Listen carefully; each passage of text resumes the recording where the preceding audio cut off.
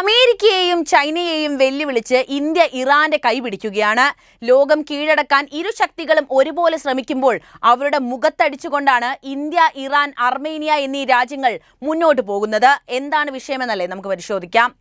Asian ഭൂഖണ്ഡത്തിലെ വാണിജ്യ തന്ത്രപരമായ സമവാക്യങ്ങളെ മാറ്റിമറിക്കാൻ ശേഷിയുള്ള ഒരു നിർണായക നീക്കമാണ് ഇന്ത്യ, ഇറാൻ, അർമേനിയ എന്നീ രാജ്യങ്ങൾ ചേർന്ന പുതിയ വ്യാപാര പാതകൾക്ക് രൂപം നൽകുന്നത്. അമേരിക്കയുടെ എതിർപ്പുകളെ അവഗണിച്ചും ചൈനയുടെ അതിശക്തമായ ബെൽറ്റ് ആൻഡ് റോഡ് ഇനിഷ്യേറ്റീവ് ഒരു ശക്തമായ ബദൽ എന്ന നിലയിലുമാണ് ഈ ത്രിരാഷ്ട്ര കൂട്ടായ്മയെ ലോകം നോക്കിക്കാണുന്നത്. കേവലം ചരക്കു നീക്കം സുഗമമാക്കുക എന്നതിലുപരി ഭൗമരാഷ്ട്രീയപരമായ വെല്ലുവിളികളെ നേരിടാനും പ്രാദേശിക ശക്തി സന്തുലനം നിലനിർത്താനും ഈ സംരംഭം ലക്ഷ്യമിടുന്നു. ഈ പദ്ധതിയുടെ നട്ടെല്ല് international north south transport corridor എന്ന മൾട്ടി മോഡൽ ശൃംഖലയാണ്. ഇന്ത്യയിലെ മുംബൈ തുറമുഖത്ത് നിന്ന് ആരംഭിച്ച് ഇറാനിലെ തന്ത്രപ്രധാനമായ ചാബഹാർ തുറമുഖം വഴി അർമേനിയയിലേക്ക് കടന്ന് അവിടെ നിന്ന് ജോർജിയ വഴിയോ റഷ്യ വഴിയോ യൂറോപ്പിലേക്ക് എത്താൻ സാധിക്കുന്ന ഒരു പാതയാണിത്. ചാബഹാർ തുറമുഖത്തിന്റെ വികസനത്തിൽ ഇന്ത്യ നടത്തുന്ന വലിയ നിക്ഷേപം പാകിസ്ഥാനെ മറികടന്ന് അഫ്ഗാനിസ്ഥാനിലേക്കും മധ്യേഷ്യൻ രാജ്യങ്ങളിലേക്കും പ്രവേശനം നേടാനുള്ള ഇന്ത്യയുടെ ദീർഘകാല താൽപര്യമാണ് വ്യക്തമാക്കുന്നത്. സമീപകാലത്ത് ചെങ്കടലിലെ സംഘർഷങ്ങൾ കാരണം പരമ്പരാഗത കപ്പൽ പാതകൾ ഉണ്ടായ തടസ്സങ്ങളും സൂയസ് കനാൽ വഴിയുള്ള യാത്രാ ദൈർഘ്യവും ചെലവും വർദ്ധിച്ചതും ഈ പുതിയ റൂട്ടിന്റെ പ്രാധാന്യം വർദ്ധിപ്പിച്ചു.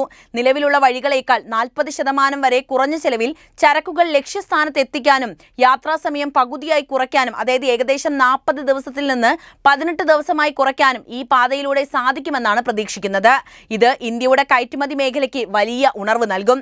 അർമേനിയയെ സംബന്ധിച്ചിടത്തോളം അസർബൈജാൻ തുർക്കി സഖ്യത്തിന്റെ വർദ്ധിച്ചു വരുന്ന സ്വാധീനത്തെ ചെറുക്കുന്നതിനും യുറേഷ്യൻ വാണിജ്യത്തിന്റെ ഒരു പ്രധാന കണക്ടിവിറ്റി ഹബ്ബായി സ്വയം മാറുന്നതിനും ഈ കൂട്ടുകെട്ട് അവസരം നൽകുന്നുണ്ട്. ഇറാനാകട്ടെ US ഉപരോധങ്ങൾക്കിടയിലും സ്വന്തം പ്രാദേശിക പ്രസക്തി ഉറപ്പാക്കാനും മറ്റു കോറിഡോറുകളിൽ നിന്ന് ഒറ്റപ്പെടുത്തുന്നത് ഒഴിവാക്കാനും ഈ പാത ഉപയോഗിക്കും. എങ്കിലും ഈ സ്വപ്ന പദ്ധതിക്ക് മുന്നിൽ ചില വെല്ലുവിളികൾ ഏറെയുണ്ട്. ഇറാനുമേലുള്ള US ഉപരോധങ്ങൾ ബാങ്കിംഗ്, ഇൻഷുറൻസ് പോലുള്ള സാമ്പത്തിക ഇടപാടുകൾക്ക് ഇപ്പോഴും തടസ്സം സൃഷ്ടിക്കുന്നുണ്ട്. കൂടാതെ അർമേനിയൻ മേഖലയിലെ റോഡ് റെയിൽ ശൃംഖലകളുടെ നവീകരണവും നിർമ്മാണവും വലിയ തോതിലുള്ള മൂലധനം ആവശ്യമുള്ള കാര്യവുമാണ്. പ്രാദേശിക സംഘർഷങ്ങൾ ഈ പാതയുടെ സുരക്ഷയ്ക്ക് ഭീഷണിയാകാൻ മൂന്ന് രാജ്യങ്ങളും ജാഗ്രത പാലിക്കേണ്ടത് അനിവാര്യം തന്നെ. എല്ലാ വെല്ലുവിളികളെയും അതിജീവിച്ച് ഈ ത്രിരാഷ്ട്ര കൂട്ടായ്മ മുന്നോട്ട് പോവുകയാണെങ്കിൽ അത് ലോക വ്യാപാര ഭൂപടത്തിലെ ഒരു വഴിത്തിരിവാകുമെന്നതിൽ സംശയം വേണ്ട. ഇത് ചൈനയുടെ ബ്രിക്കിന് ഒരു ശക്തമായ ബദൽ നൽകുകയും പുതിയ ബഹുദ്രുവ ലോകക്രമത്തിൽ ഇന്ത്യയുടെ തന്ത്രപരമായ പങ്കാളിത്തം ഉറപ്പാക്കുകയും ചെയ്യും. ഇന്ത്യ, ഇറാൻ, അർമേനിയ എന്നീ രാജ്യങ്ങൾ ചേർന്ന് രൂപപ്പെടുത്തുന്ന പുതിയ വ്യാപാര പാത വിവിധ തലങ്ങളിൽ അമേരിക്കയുടെ ആഗോള അധികാര മോഹങ്ങൾക്കും നയതന്ത്ര താൽപര്യങ്ങൾക്കും ഒരു വെല്ലുവിളി മാറുന്നുണ്ട്. ഈ പദ്ധതിയുടെ പ്രാഥമിക ലക്ഷ്യം സാമ്പത്തികമാണെങ്കിൽ പോലും അത് ഉയർത്തുന്ന ഭൗമരാഷ്ട്രീയപരമായ പ്രത്യാഘാതങ്ങളാണ് അമേരിക്കയെ അസ്വസ്ഥമാക്കുന്നത്. ഏറ്റവും പ്രധാനം അമേരിക്കയുടെ വിദേശ നയത്തിന്റെ മുഖമുദ്രയായ ഇറാനെ ഒറ്റപ്പെടുത്താനുള്ള ശ്രമങ്ങളെ ഇത് ദുർബലപ്പെടുത്തുന്നു എന്നതാണ്. ഇറാനെ സാമ്പത്തികമായി ഞെരുക്കി തങ്ങളുടെ വരുതിയിലാക്കാൻ അമേരിക്ക ഏർപ്പെടുത്തിയ കടുത്ത ഉപരോധങ്ങളെ ഇന്ത്യയും അർമേനിയയും ഇറാനുമായി ചേർന്ന് തുറക്കുന്ന ഈ വാണിജ്യ ഇടനാഴി ഫലത്തിൽ മറികടക്കുകയാണ് ചെയ്യുന്നത്. ഉപരോധങ്ങൾക്കിടയിലും തന്ത്രപ്രധാനമായ ചാബഹാർ തുറമുഖം വഴിയുള്ള സഹകരണം നിലനിർത്താനുള്ള ഇന്ത്യയുടെ തീരുമാനം അമേരിക്കയുടെ സമ്മർദ്ദ തന്ത്രങ്ങൾ ഇന്ത്യയുടെ ദേശീയ താൽപര്യങ്ങൾക്ക് മുകളിലല്ല എന്ന വ്യക്തമായ സൂചന നൽകുന്നുണ്ട്. ഇത് ഇറാനിലെ US സ്വാധീനം കാര്യമായി കുറയ്ക്കുന്നു. രണ്ടാമത്, യുറേഷ്യൻ മേഖലയിലെ വാണിജ്യ പാതകളിൽ സ്വന്തം നിയന്ത്രണം സ്ഥാപിക്കാനുള്ള US താൽപര്യങ്ങൾക്ക് ഈ കൂട്ടുകെട്ട് വിലങ്ങുതടിയാകുന്നു എന്നതാണ്. ചൈനയുടെ ബെൽറ്റ് ആൻഡ് റോഡ് ഇനിഷ്യേറ്റീവ്സിന് ബദലായി ഒരു പാത വരുമ്പോൾ ഈ പുതിയ കോറിഡോർ അമേരിക്കൻ സ്വാധീനത്തോടുള്ള അമേരിക്കൻ സഖ്യകക്ഷികൾ ആധിപത്യം സ്ഥാപിക്കുന്നതുമായ റൂട്ടുകൾക്ക് പകരം പുതിയൊരു സാധ്യതയാണ് തുറക്കുന്നത്. ഇത് മേഖലയിലെ സാമ്പത്തിക തന്ത്രപരമായ നീക്കങ്ങളിൽ US കേന്ദ്രീകൃതമല്ലാത്ത ഒരു ധ്രുവീകരണത്തിന് വഴിയൊരുക്കുന്നു. അമേരിക്കൻ സഖ്യകക്ഷികളായ ചില രാജ്യങ്ങൾ, ഉദാഹരണത്തിന് തുർക്കിയൊക്കെ പിന്തുണയ്ക്കുന്ന പ്രാദേശിക കോറിഡോറുകൾക്ക് ഈ പുതിയ പാത ഒരു ബദലായി മാറുന്നതും അമേരിക്കയ്ക്ക് അത്ര സന്തോഷം നൽകുന്ന കാര്യമാകില്ലല്ലോ. കൂടാതെ തങ്ങളുടെ വിദേശ നയം രൂപപ്പെടുത്തുന്നതിൽ USന്റെ സമ്മർദ്ദങ്ങൾക്കോ ഭീഷണികൾക്കോ വഴങ്ങില്ല എന്ന് ഇന്ത്യയും അർമേനിയയും ഈ നീക്കത്തിലൂടെ ലോകരാജ്യങ്ങൾക്ക് മുന്നിൽ പ്രഖ്യാപിക്കുന്നുണ്ട്. ഇത് ഒരു ബഹുദ്രുവ ലോകക്രമത്തിന് ശക്തി നൽകുകയും ആഗോളതലത്തിൽ അമേരിക്കയുടെ ഏകപക്ഷീയമായ അധികാരത്തിന്റെ സ്വാധീനം കുറയ്ക്കുകയും ചെയ്യുന്നു. ചുരുക്കത്തിൽ ഉപരോധങ്ങളിൽ തകർന്നു പോകാത്ത ഒരു സാമ്പത്തിക ബദൽ സംവിധാനമാണ് ഈ രാജ്യങ്ങൾ ചേർന്ന് സ്ഥാപിക്കുന്നത് എന്ന് വേണം നമുക്ക് മനസ്സിലാക്കാൻ. ഇത് അമേരിക്കൻ നയങ്ങളുടെ വിജയസാധ്യതകളെയും ആഗോളതലത്തിലെ അധികാര ഘടനയെയും ചോദ്യം ചെയ്യുന്ന ഒരു തന്ത്രപരമായ നീക്കം തന്നെയാണ്. ഇന്ത്യ, ഇറാൻ, അർമേനിയ എന്നീ രാജ്യങ്ങളുടെ സംയുക്ത നീക്കം ആഗോള വ്യാപാര ഭൂപടത്തിൽ ചൈനയുടെ ആധിപത്യത്തിന് കടിഞ്ഞാണിടാൻ ശേഷിയുള്ള ഒരു തന്ത്രപരമായ ബദലാണ്. ചൈനയുടെ അതിവിശാലമായ ബെൽറ്റ് ആൻഡ് റോഡ് ഇനിഷ്യേറ്റീവ് പലപ്പോഴും കടന്നുപോകുന്ന രാജ്യങ്ങളിൽ കടക്കണി നയതന്ത്രം പ്രയോഗിക്കുന്നു എന്ന വിമർശനം നേരിടുമ്പോൾ ഇന്ത്യയുടെ നേതൃത്വത്തിലുള്ള ഈ പുതിയ പാത international north south transport corridor എന്ന പശ്ചാത്തലത്തിൽ ഒരു പരസ്പര സഹകരണ മാതൃകയാണ് മുന്നോട്ട് വെക്കുന്നത്. ഈ പുതിയ പാതയുടെ ഏറ്റവും വലിയ പ്രത്യേകത അതിന്റെ സാമ്പത്തിക ആകർഷണീയതയാണ്. പരമ്പരാഗതമായ കടൽ കരാ മാർഗങ്ങളെക്കാൾ വേഗതയേറിയതും ചെലവ് കുറഞ്ഞതുമാണ് ഈ റൂട്ട്. ചൈനയുടെ ബ്രിക്ക് വഴിയുള്ള നീക്കങ്ങളെ ആശ്രയിക്കുന്നതിന് പകരം മധ്യേഷ്യൻ രാജ്യങ്ങൾക്കും യൂറോപ്പിനും ഇന്ത്യയുമായി വ്യാപാരം നടത്താൻ കൂടുതൽ കാര്യക്ഷമമായ ഒരു ബദൽ ഇത് നൽകുന്നുണ്ട്. 40 ദിവസത്തോളം വരുന്ന യാത്രാസമയം പകുതിയായി കുറയ്ക്കാനും 40% വരെ ചെലവ് ലാഭിക്കാനും കഴിയുമെന്നത് ഈ പുതിയ കോറിഡോറിനെ കൂടുതൽ ആകർഷകമാക്കുന്നു.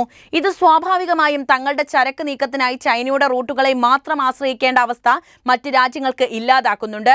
അതുവഴി BRIയുടെ സാമ്പത്തിക മേധാവിത്വത്തെ ഇത് ചോദ്യം ചെയ്യുന്നു. ഭൗമരാഷ്ട്രീയപരമായ സന്തുലനം നിലനിർത്തുന്നതിലും ഈ കൂട്ടുകെട്ട് പ്രധാനമായിട്ടുള്ള പങ്ക് വഹിക്കുന്നുണ്ട്. BRIയുടെ പ്രധാന ഘടകങ്ങളിലൊന്നായ ചൈന പാകിസ്ഥാൻ സാമ്പത്തിക ഇടനാഴിക്ക് ഒരു തന്ത്രപരമായ മറുപടിയായാണ് INSTC മുന്നോട്ട് വരുന്നത്. പാകിസ്ഥാനെ പൂർണ്ണമായും ഒഴിവാക്കി ഇന്ത്യക്ക് യുറേഷ്യൻ വിപണിയിലേക്ക് പ്രവേശനം സാധ്യമാക്കുന്നതിലൂടെ ചൈനയുടെ പ്രാദേശിക സഖ്യങ്ങൾക്ക് ഒരു പ്രതിരോധം തീർക്കാൻ ഇന്ത്യക്ക് സാധിക്കും. കൂടാതെ അർമേനിയൻ മേഖലയെ ഒരു ട്രാൻസിറ്റ് ഹബ്ബാക്കി മാറ്റുന്നത് ചൈനയുമായും അതിന്റെ സഖ്യകക്ഷിയായ തുർക്കിയുമായും അടുത്ത ബന്ധം പുലർത്തുന്ന പ്രാദേശിക ശക്തികളുടെ സ്വാധീനം വർദ്ധിപ്പിക്കുന്നതിനെ ചെറുക്കാനും സഹായിക്കും. ചൈനയെ മാത്രം ആശ്രയിക്കാത്ത ബദൽ ശക്തി കേന്ദ്രങ്ങളുടെ ഉദയമാണ് ഈ പദ്ധതിയുടെ മറ്റൊരു പ്രധാനപ്പെട്ട ഫലം. യുറേഷ്യൻ വ്യാപാരത്തിൽ ചൈനയെ ഏക കേന്ദ്രമാക്കി മാറ്റാനുള്ള BRIയുടെ ലക്ഷ്യത്തെ ഇന്ത്യയുടെ ഈ നീക്കം തകർത്ത് കളഞ്ഞിരിക്കുന്നു. ചരക്ക് നീക്കത്തിനും പ്രാദേശിക സുരക്ഷയ്ക്കും വേണ്ടി ഒരു ശക്തിയെ മാത്രം ആശ്രയിക്കാതെ തങ്ങളുടെ വ്യാപാര ബന്ധങ്ങൾ വൈവിധ്യവൽക്കരിക്കാൻ യൂറോപ്പ്, റഷ്യ, മധ്യേഷ്യ തുടങ്ങിയ രാജ്യങ്ങൾക്ക് ഒരു വിശ്വസനീയമായ മാർഗം ഇത് തുറന്നു കൊടുക്കുന്നുണ്ട്. ഈ സഹകരണത്തിലൂടെ ഇന്ത്യ ഒരു പുതിയ പ്രാദേശിക ശക്തി കേന്ദ്രമായി ഉയരുന്നതോടെ ചൈനയുടെ BRIയുടെ മേലുള്ള ആശ്രിതത്വം കുറയുകയും ലോക വാണിജ്യത്തിന്റെ നിയന്ത്രണം ഏതെങ്കിലും ഒരു രാജ്യത്തിന്റെ കയ്യിൽ ഒതുങ്ങുന്നത് തടയുകയും ചെയ്യും. ഈ പുതിയ പാത വിജയകരമാകുന്നതോടെ യുറേഷ്യൻ വൻകരയിൽ ചൈനയ്ക്ക് തനിച്ച് കളിക്കാനുള്ള അവസരം കുറയുമെന്നതിൽ യാതൊരുവിധ സംശയവുമില്ല. ഈ പുതിയ വ്യാപാര നീക്കത്തിലൂടെ ഇന്ത്യ, ഇറാൻ, അർമേനിയ എന്നീ രാജ്യങ്ങൾക്ക് ലോകത്തിലെ ഏറ്റവും വലിയ ശക്തികൾ എന്ന നിലയിലേക്ക് ഉടൻ എത്താൻ സാധിക്കുമെങ്കിലും പ്രാദേശികമായും ആഗോളതലത്തിലും തങ്ങളുടെ തന്ത്രപരവും സാമ്പത്തികവുമായ സ്വാധീനം ഗണ്യമായി വർദ്ധിപ്പിക്കാൻ തീർച്ചയായും സാധിക്കും. ഇതൊരു വലിയ ശക്തി എന്ന പദവിയിലേക്കുള്ള നേരിട്ടുള്ള കുതിപ്പല്ല, മറിച്ച് നിലവിലുള്ള ലോകക്രമത്തിൽ തങ്ങളുടെ സ്ഥാനം മെച്ചപ്പെടുത്തുന്നതിനുള്ള പ്രാദേശിക സ്വാധീനം വർദ്ധിപ്പിക്കുന്നതിനുള്ള, അതായത് റീജിയണൽ ക്ലൗഡ് ശക്തമാക്കാനുള്ള ഒരു ചുവടുവെപ്പാണ്. ഇന്ത്യയെ സംബന്ധിച്ചിടത്തോളം ഈ നീക്കം ചൈനയ്ക്കും അമേരിക്കയ്ക്കും ബദലായുള്ള ഒരു ശക്തി കേന്ദ്രം എന്ന നിലയിലേക്ക് ഉയർത്താൻ സഹായിക്കും. US ഉപരോധങ്ങളെ മറികടന്നും ചൈനയുടെ BRIക്ക് ബദലായ പുതിയ പാതകൾ തുറന്നും വിദേശ നയത്തിലെ തങ്ങളുടെ സ്വാതന്ത്ര്യം ഇന്ത്യ ഉറപ്പാക്കുന്നു. International north south transport corridor പൂർണ്ണമായും പ്രവർത്തനക്ഷമമാകുമ്പോൾ ഏഷ്യൻ വൻകരയുടെ പടിഞ്ഞാറ് വടക്ക് ഭാഗങ്ങളിലേക്കുള്ള വ്യാപാരത്തിൽ ഇന്ത്യക്ക് നിർണായക സ്വാധീനം ചെലുത്താനാകും. ഇത് ചൈനയുടെ പ്രാദേശിക കുത്തകയെ തകർക്കാൻ സഹായിക്കുകയും വ്യാപാരത്തിൽ ഇന്ത്യ ഒരു പ്രധാന ആഗോള കണ്ണിയാക്കി മാറ്റുകയും ചെയ്യും. അന്താരാഷ്ട്ര ഉപരോധങ്ങൾക്കിടയിലും ഇറാനെ ഈ റൂട്ട് പ്രാദേശികമായി കൂടുതൽ ശക്തമാക്കും.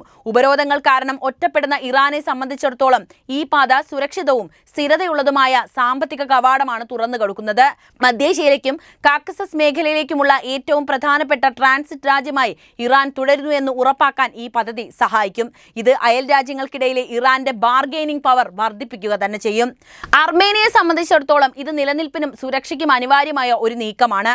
അർമേനിയയെ യൂറോപ്പിനും ഏഷ്യയ്ക്കും ഇടയിലുള്ള ഒരു ട്രാൻസിറ്റ് ഹബ്ബായി ഉയർത്തുന്നുണ്ട്. ഇത് തുർക്കി, അസർബൈജാൻ സഖ്യത്തിന്റെ വർദ്ധിച്ചു വരുന്ന സ്വാധീനത്തെ സന്തുലിതമാക്കാൻ അവരെ സഹായിക്കും. പുതിയ വരുമാന മാർഗങ്ങൾ തുറക്കുന്നതിലൂടെ രാജ്യത്തിന്റെ സാമ്പത്തിക നില മെച്ചപ്പെടുത്താനും ഇതുവഴി കഴിയും. ചുരുക്കത്തിൽ ഈ കൂട്ടായ്മ ബഹുധ്രുവ ലോകത്ത് തങ്ങളുടെ താൽപര്യങ്ങൾ സംരക്ഷിക്കാനും പ്രാദേശിക രാഷ്ട്രീയത്തിലും സാമ്പത്തികത്തിലും സ്വന്തമായൊരിടം ഉറപ്പാക്കാനും ഈ രാജ്യങ്ങളെ സഹായിക്കും. അതിനാൽ വലിയ ശക്തികളാകുന്നില്ലെങ്കിലും തങ്ങളുടെ തന്ത്രപരമായ താൽപര്യങ്ങൾ സംരക്ഷിക്കുന്നതിൽ ഈ 3 രാജ്യങ്ങൾക്കും കൂടുതൽ അധികാരം അല്ലെങ്കിൽ മോർ പവർ നേടാൻ ഈ നീക്കം സഹായകമാകുമെന്ന കാര്യത്തിൽ യാതൊരുവിധ സംശയവുമില്ല. എന്തായാലും ഇറാനും ഇന്ത്യയും കൈകോർക്കുന്ന ഈ അവസരത്തെ നിങ്ങൾ എങ്ങനെ നോക്കിക്കാണുന്നു എന്ന് കമന്റായിട്ട് രേഖപ്പെടുത്തണം. ഒപ്പം ഈ അറിവുകൾ എല്ലാവരിലേക്കും എത്താൻ വീഡിയോ ഒന്ന് ലൈക്ക് ചെയ്യാനും ഷെയർ ചെയ്യാനും പ്രത്യേകം ശ്രദ്ധിക്കുമല്ലോ.